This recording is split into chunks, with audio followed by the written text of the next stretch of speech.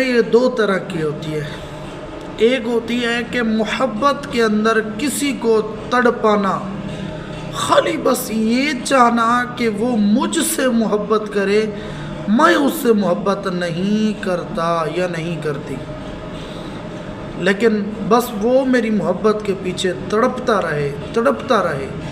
آج وہ وظیفہ سماعت فرمائیں، وہ سبق سنیں کہ آپ چاہتے ہیں کہ وہ آپ کی محبت میں تڑپے، تو اس وظیفے کو، اس عمل کو، اس سبق کو غور سے سنیں، اور اس سبق کے بعد انشاءاللہ گارنٹی کے ساتھ اللہ تبارک و تعالیٰ کے حکم سے انشاءاللہ یہ آپ وظیفہ ختم کریں گے. آپ کی محبت کے اندر آپ کا محبوب یا آپ جس کو اپنی محبت کے اندر تڑپانا چاہتے ہیں، لانا چاہتے ہیں، محبت کے اندر پاگل کرنا چاہتے ہیں، وہ محبوب آپ کی محبت میں پاگل ہو جائے گا اور آپ کو ڈھونڈے گا کہ آپ کہاں ہیں.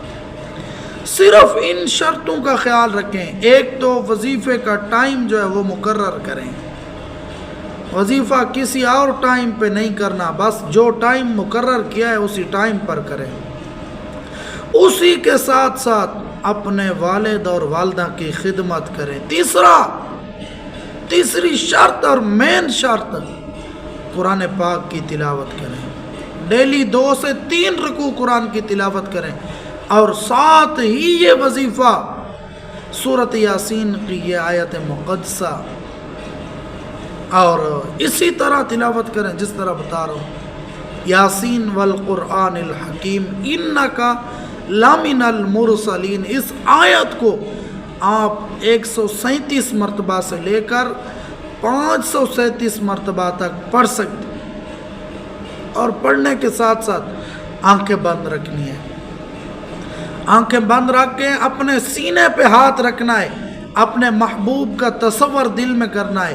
انشاءاللہ جیسے سینے سے ہاتھ ہٹائیں گے آپ کی محبت آپ کے دل میں اتر جائے گی. آپ ہمیں ساری زندگی دعائیں دیتے رہیں.